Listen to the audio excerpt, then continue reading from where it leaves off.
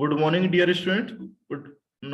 Today I will discuss about the volumetric efficiency and the real indicator diagram.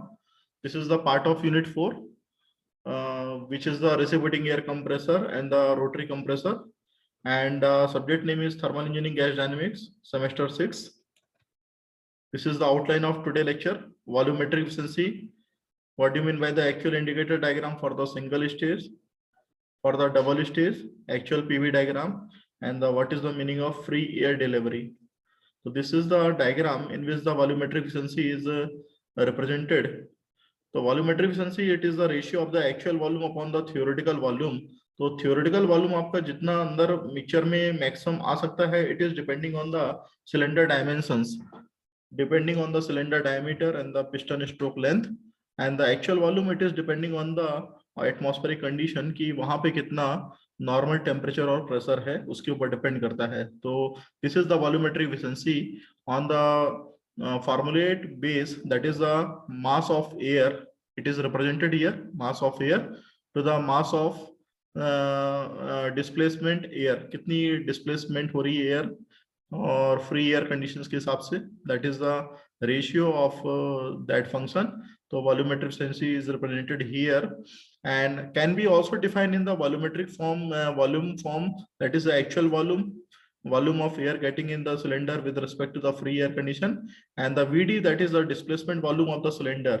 This is the ratio of between of them. So this is represented by the volumetric efficiency in the terms of mathematically, and here it is the mass and the volume bases are totally represented here. Then you can calculate mass of displacement, kitna displacement हुआ mass का, it can be calculated by this formula, that it is a P naught VD upon R T naught. This is the free condition, P naught and T naught, that is the free air conditions जो कि आपके atmospheric पे dependent है. Similarly volume of air is equal to the mass of air characteristic gas constant T naught upon T naught. In terms of the rate, volumetric efficiency, that is the mass of air per kg per second के हिसाब से, because of in terms of rate यदि हम बात कर रहे हैं तो आपका टाइम भी आएगा. तो मास ऑफ एयर जो डॉट लगा हुआ है ये आपका पर यूनिट टाइम के हिसाब से है. सिमिलरली डिस्प्लेसमेंट मास कितना है ये भी टाइम के बेस पे है, equal to volume of air, ये भी आपका टाइम के बेस पे चल रहा है, तो मीटर क्यूब पर मिनट या मीटर क्यूब पर second. Similarly here V dot D, that is the displacement volume कि पर सेकंड के हिसाब से कितना आपका आ रहा है या मिनट के हिसाब से कितना वॉल्यूम डिस्प्लेस हो रहा है. So this is the diagram already told in the previous class. It is a PV diagram including the clearance volume also. Here the diagram is showing all the processes. So 4-to-1 process, it is also represented in the previous class in the PV diagram. This is the suction 4-to-1, that is called a suction of air only at a constant pressure. It is considered in the hypothetically, in the actual case it is not a constant pressure air entering from the outside into the engine cylinder. 1 to 2 यहाँ पे आप जो देख रहे हैं ये आपका compression हो रहा है एयर का through the polytropic process PV to power n is equal to C. This is the second process. When the piston is moving from the BDC to TDC, there will be a compression of air is taking place.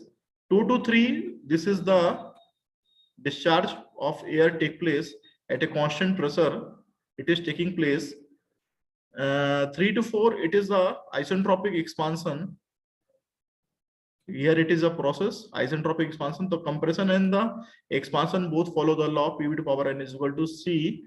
And 4-to-1 again cycle is repeating. So there is a volume V1. This is the volume at point 1. V2, the volume at point 2 after the compression. 3-point volume at the point of discharging. 4-point volume at the entry from the atmospheric condition. तो यहाँ पे सारे volume आपके दिए हुए हैं according to the pressure. Here the pressure is constant, P1 is equal to P4. Here it is a pressure, lowest pressure, and the highest pressure at which the air will be compressed and the discharge air to the surrounding side, that is called a P2. Clearance volume is here. Clearance volume यहाँ पे मौजूद रहता है और Swift volume जितने की air अंदर आ रही है, this is the swept volume. Effective swept volume यहाँ पे आपका रहेगा अंदर साइड पे, because of the some gap is maintain during the expansion. यहाँ पे जब एक्सपांशन हो रहा है तो गैप यहाँ पे कुछ मेंटेन है और इफेक्टिव स्विफ्ट वॉल्यूम आपका ये है, that is called V1 minus of V4. and the total volume this is equal to the VC, this is the clearance volume plus of the swift volume. तो जो Swift volume और clearance volume है, इन दोनों का summation होता है total volume, ठीक है ना।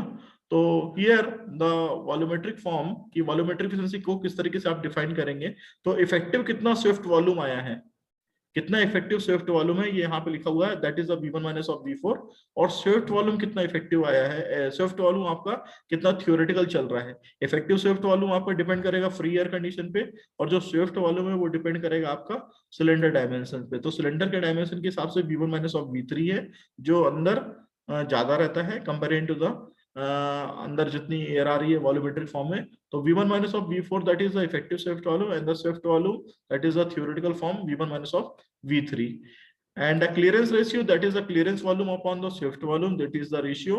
तो clearance volume यहाँ पे कितना है ये देखना है, that is represented by the VC, and the VS is called the swift volume, it is represented by the VS। तो VC by VS that is called one of the factor that is called is the gamma, and the volumetric efficiency it is not more than 85%, it lies between the 60 to 85%। so this is the ratio effective swift volume to the swift volume, that is called the volumetric efficiency, and it is not much more than the 85%। clearance ratio it value will be lie between of the 4 to 10%। okay, so this is the fundamental difference। Next slide पे move करेंगे। यदि volumetric efficiency के फार्मूले पर develop करना है उसके लिए हम काम करेंगे यहाँ पे। तो उसके लिए जैसे हम काम कर रहे हैं यहाँ पे, तो आपको यहाँ पे चीजें दिखाई दे रही हैं कि क्या इफेक्ट होता है क्लियरेंस वॉल्यूम का। तो clearance air expansion through the greater volume before the intake. तो आपकी जो क्लियरेंस एयर थी यहाँ पे, ये एयर जो है आपकी वो ज्यादा वॉल्यूम पे इनटेक करती है कंपेरिजन टू दिस वन। यहाँ पे इनटेक होना चाहिए था लेकिन ये ज्यादा वॉल्यूम पे आपकी एयर इनटेक कर रही है। तो cylinder bore and stroke is a fix, ये आपका फिक्स है सिलेंडर बोर एंड स्ट्रोक, इसको हम वेरी नहीं कर सकते हैं। तो effective swept volume that is the decrement with the increment of the pressure ratio. यदि इफेक्टिव स्विफ्ट वॉल्यूम आपका कम हो रहा है तो उसकी वजह सिर्फ ये एक ही है कि प्रेशर रेशियो बढ़ रहा है, और प्रेशर रेशियो में क्या होगा, ये डिस्चार्ज प्रेशर बढ़ रहा है। तो इफेक्टिव स्विफ्ट वॉल्यूम को हमें कम कर रहे हैं तो प्रेशर रेशियो यहाँ पे हमारा बढ़ रहा है। तो decrement of the volumetric efficiency it is the loss of the volumetric efficiency. तो for the improving of the volumetric efficiency effective swept volume को ज्यादा होना चाहिए, प्रेशर रेशियो कम होना चाहिए, तब आपकी वॉल्यूमेट्रिक एफिशिएंसी बढ़ेगी। जस्ट इसका उल्टा कर दीजिए आप, यहाँ पे भी वॉल्यूमेट्रिक एफिशिएंसी कम हो रही है, वॉल्यूमेट्रिक एफिशिएंसी को यदि आपको बढ़ाना है तो इफेक्टिव स्विफ्ट वॉल्यूम को बढ़ाएंगे तो प्रेशर रेशियो कम होगा, उससे वॉल्यूमेट्रिक एफिशिएंसी आपकी बढ़ जाएगी। तो आपका effective swept volume that is the V1 minus of V4, जो आपका यहाँ पे लिखा हुआ है V1 minus of V4, and the effective swept volume only the swift volume which is the actual case में की जो अंदर आ रहा है that is the swift volume V1 minus of V3। तो V1 minus of V3 plus V3 minus of V4 ऊपर वाली equation को इस तरीके से हम लिख सकते हैं। Similarly V1 minus of V3, तो यहाँ पे इसका फायदा क्या होगा, ये आपके कैंसल्ड आउट हो जाएंगे, this is the cancelled out, तो ये आपका 1 आ गया, plus V3 upon V1 minus of V3 ये फैक्टर आ गया, minus V4 upon V1 minus of V3 आ गया। तो here 1 plus V3 by V1 minus of V3 ये आपका आ गया, minus of V4 upon V1 minus of V3 into V3 by V3, ऊपर और नीचे आपने यहाँ पे गुणा और भाग कर दिया, मल्टीप्लाइड एंड डिवाइड कर दिया, तो इससे आपको कुछ यहाँ पर रिलेशन मिलेगा जैसा जो कि हमने यहाँ पे किया। तो 1 plus V3 upon V1 minus of V3 minus of V3 यहाँ पे कर दिया upon V1 minus of V3, और this is the clearance ratio already discuss in the previous slide. V4 by V3 जो था वो आपका क्लियरेंस रेशियो था, ये आपको यहाँ पे मिल जाएगा V4 बाई V3, ठीक है ना। तो V3 upon V1 minus of V3, तो ये आपका हो गया। नेक्स्ट स्लाइड में आगे बढ़ेंगे तो आपको सिंप्लीफिकेशन के रूप में चीजें दिखेंगी। तो this is the next slide in which the proceed from the previous slide. 1 plus V3 जो आपको मिला था upon V1 minus of V3, 1 minus of V3 by V4 ये आपका हो गया, 1 minus of V3 upon V1 minus of V3 into the bracket of, इसको इस तरीके से भी लिख सकते हैं। Similarly 1 minus of V3 upon V1 minus of V3, ये जो V3 बाई V4 है ये आपका एक्सपांशन रेशियो के फॉर्म में है और आइसेंट्रोपिक रूल को फॉलो कर रहा है। तो आइसेंट्रोपिक रूल के हिसाब से इसको हम इस तरीके से भी लिख सकते हैं P3 by P4। to the power 1 by n, क्योंकि आपका ये जो रूल फॉलो होता है that is called a pb to power n is equal to, that is the pb power n is equal to constant, ठीक है ना। तो p3 by p4 की power 1 by n minus of 1, that is volumetric efficiency 1 minus gamma into bracket of p3 by p4 to the power of 1 by n minus of 1.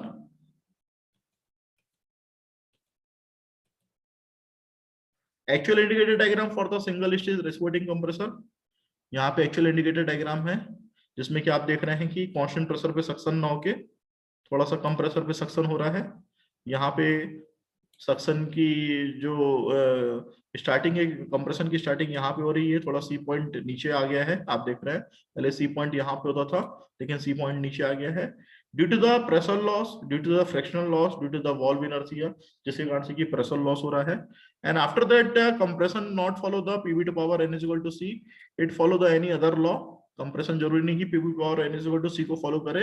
And after that when we moving from the compression, the discharging valve here it is the continuously open, या बोलना चाहिए जो compression है वो continuously D point तक हो रहा है, and discharging is taking place over the above the atmospheric pressure or above the this pressure line. This is the base discharge line, but above the this pressure line यहाँ पे discharging हो रही है, तो this is the above the pressure। तो ज्यादा pressure पे discharging करेंगे तो उस केस में हो सकता है ज्यादा प्रेशर पे यदि आप डिस्चार्जिंग करेंगे तो वॉल्यूमेट्रिक एफिशिएंसी कम हो जाए, क्योंकि अभी हमने पढ़ा ये चीजें। फिर उसके बाद आप यहाँ पे देख रहे हैं फिर फर्दर एक्सपांशन हो रहा है। Expansion does not follow also the here not a polytropic rule. This is the clear in for the single stage. Suppose that if the compression is follow the more than one stage, यदि compression एक से अधिक stage पे हो रहा है तो उस केस के लिए एक्चुअल पीवी डायग्राम क्या रहेगा वो यहाँ पे दिखाया गया है। तो 2 स्टेज में कंप्रेशन यदि करते हैं तो यहाँ पे 2 सिलेंडर पिस्टन होते हैं। पहला आपका होता है लो प्रेशर जिसे बोलते हैं एलपी सिलेंडर, और दूसरा होता है हाई प्रेशर। यहाँ पे हाई प्रेशर आप देख रहे हैं। तो फर्स्ट स्टेज कंप्रेशन यहाँ पे है, सेकंड स्टेज कंप्रेशन यहाँ पे है।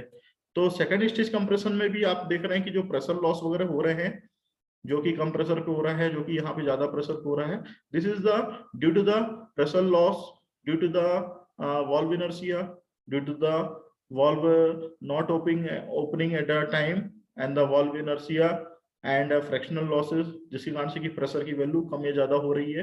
तो this is the atmospheric pressure. Atmospheric pressure से कम प्रेशर पे हम काम कर रहे हैं। यहाँ पे आप देख रहे हैं P1 जो प्रेशर है वो कम प्रेशर है। Similarly here the intermediate pressure P2, जिसको कि हम इंटरकूलिंग बोल रहे हैं, ये आपका इंटरकूलिंग हो गया। और ये आपका डिस्चार्जिंग प्रेशर से ज्यादा प्रेशर है, P3 is more than the discharging pressure. तो ये सेकेंड स्टेज कंप्रेसर के लिए डायग्राम हो गया। This is the next slide in which the actual PV diagram is showing, already discussed in the previous slide. तो actual PV diagram यहाँ पे हो रहा है कि जो सक्शन है वो कम प्रेशर पे हो रहा है, वॉल्व बाउंस इसको बोल रहे हैं, और यहाँ पे जो रिसीवर प्रेशर है वो ज्यादा है। तो रिसीवर प्रेशर ज्यादा होने से और वॉल्व बाउंस होने से यहाँ पे वॉल्यूमेट्रिक एफिशिएंसी जो है वो कम होती है, क्योंकि प्रेशर रेशियो की वैल्यू कंटिन्यूअसली बढ़ रही है। यदि प्रेशर रेशियो की वैल्यू बढ़ेगी तो उस केस में यहाँ पे अपने पास वॉल्यूमेट्रिक एफिशिएंसी कम हो जाएगी। यहाँ पे इंटेक डिप्रेशन इसका नाम देते हैं, इंटेक डिप्रेशन है। तो at point 4 inlet valve does not open due to 2 reason है इसके पीछे। There must be a pressure difference across the valve to open. एक रीजन ये है प्रेशर डिफरेंस इतना नहीं रहता है कि वाल्व ओपन हो पाए। दूसरा है inlet valve inertia. Inertia valve का एक बहुत बड़ा पैरामीटर रहता है जिसकी वजह से वाल्व टाइम पे ओपन नहीं हो पाते हैं। तो pressure drop continuously till sufficient level for valve to force it to seat. Valve को उसकी सीट से उठाने के लिए हमें कुछ प्रेशर डिफरेंस करना बहुत जरूरी है, जैसे कि वाल्व बाउंस के नाम से बोलते हैं। It is set in the wavy line, जो आप देख रहे हैं ये आपकी वेवी लाइन है, this is called a wavy line. And eventually the pressure set down at a level lower than the atmospheric pressure. The negative pressure difference is known as the intake depression. जो negative pressure difference बन रहा है वो intake depression कहलाता है।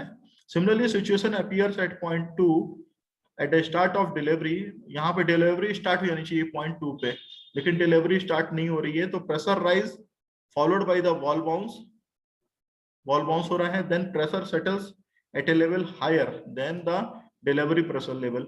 यहाँ पे pressure level जो है आपका बढ़ता चला जा रहा है। ये जो आप देख रहे हैं यहाँ पे प्रेशर आपका कम होना चाहिए, लेकिन ज्यादा प्रेशर पे एयर की डिलीवरी हो रही है, तो air delivery to tank receiver hence generally known as a receiver pressure. तो receiver pressure it is more than the required pressure, तो जिसके कारण से कि यहाँ पे लॉसेस हो रहे हैं। तो this is the actual PV diagram, जहाँ की सारी वर्किंग एक्चुअल तरीके से दिखाई गई हैं। हाइपोथेटिकल में ऐसा नहीं होता है, हाइपोथेटिकल में सारी चीजें क्लियर रहती हैं। तो it is a free air delivery slide in which the read about the what is the actual volume of air deliver, कितनी एक्चुअल एयर जो है वो डिलीवर हो रही है। तो actual volume of air delivered by the compressor when it is reduced to the ambient pressure and temperature condition। जब कभी ambient pressure and temperature condition को reduce कर दिया जाता है, तब कितना actual वॉल्यूम आपका डिलीवर हो रहा है ये देखने लायक रहता है। It is express in and represent the capacity of compressor, इसको हम कैपेसिटी ऑफ कंप्रेसर के नाम से जानते हैं। तो कैपेसिटी ऑफ कंप्रेसर की एयर की डिलीवरी किस प्रेशर और टेम्परेचर कंडीशन पे हो रही है, तो कौन कौन से फैक्टर हैं जो कि एफएडी को रिड्यूस करते हैं, less than the swept volume and volumetric efficiency, कौन कौन से पैरामीटर है जो कि स्विफ्ट वॉल्यूम को कम कर रहे हैं और वॉल्यूमेट्रिक एफिशिएंसी कम कर रहे हैं। तो वॉल्यूमेट्रिक एफिशिएंसी को जो कमजोर कर रहा है वो उसमें सबसे पहला है क्लियरेंस वॉल्यूम का होना। क्लियरेंस वॉल्यूम जितना ज्यादा होता है उतनी कम वॉल्यूमेट्रिक एफिशिएंसी होती है। अब due to the safety point of view, metrological point of view, क्योंकि अपने को ये चीजें मेंटेन करना जरूरी भी है। यदि हम क्लियरेंस मेंटेन नहीं करेंगे तो जो आपका पिस्टन है वो सिलेंडर हेड से डैमेज हो सकता है। The throttling of air when it is passes, ये एक दूसरा पैरामीटर है। Through the inlet and outlet valve, throttling होनी भी एयर की बहुत जरूरी है। यदि थ्रॉटलिंग नहीं होगी तो वाल्व ओपन नहीं हो पाएंगे। हीटिंग ऑफ इनकमिंग एयर, जो एयर अंदर आती है एटमॉस्फेरिक से, तो अंदर आते वक्त पैसेज के थ्रू वहां पे हीटिंग हो जाती है एयर की, जो कि एक फ्री एयर डिलीवरी के कारण नुकसान है। और दूसरा ये है कि वहां पे फिर वॉल्यूमेट्रिक एफिशिएंसी या स्विफ्ट वॉल्यूम प्रॉपर नहीं मिल पाता है। लीकेज की एक प्रॉब्लम बनी रहती है, तो leakage is the another aspect जिसमें कि प्रॉब्लम बनी हुई है और उससे हमारे वॉल्यूमेट्रिक एफिशिएंसी के लॉसेस जुड़े रहते हैं। तो फ्री एयर डिलीवरी के लिए यहाँ पे आपको फार्मूलेटेड मैथमेटिकली फॉर्म के फॉर्म में दिखाए गए हैं, जिसमें आप देख रहे हैं free delivery if the volume of the air compressor is reduced to the atmospheric temperature and pressure, this volume of air is called a free air delivery meter cube per minute। delivery mass of air that is equal to the intake mass of air, तो delivery mass of air that is called a pt vt by tt, और जो intake mass of air है that is p1 v1 minus of v4 t1 is equal to p2 v2 minus of v3 upon t2। this is the formula. If the clearance volume is neglected, यदि clearance volume को neglect कर दिया जाए तो PT VT by TT जो आपका theoretical वाला है it is equal to P1 V1 by T1 is equal to P2 V2 by T2। तो यहाँ पे क्लियरेंस को कंसीडर किया गया था, VC इज कंसीडर, VC को लिया गया, VC इज टेकन, ठीक है, VC की वैल्यू को कुछ लिया गया है, VC इज टेकन, और यहाँ पे जो है VC जो है वो आपका कंसीडर जीरो है। यहाँ पे VC की वैल्यू को हमने जीरो ले लिया, तो जब VC की वैल्यू जीरो हो गई तब ये क्या बन गया P1 V1 by T1 is equal to P2 V2 by T2। और जो PT और TT की वैल्यू है जो कि थ्योरेटिकल वैल्यू रहती है एटमॉस्फेरिक कंडीशंस पे, वो आपकी यहाँ पे वैल्यू लिखी हुई है 101.325 kilo newton per metre, that is the one atmospheric 1 bar already known that. And TT की जो वैल्यू है थ्योरेटिकल वाली ये है 15 डिग्री सेंटीग्रेड, जो कि 288 केल्विन रहती है।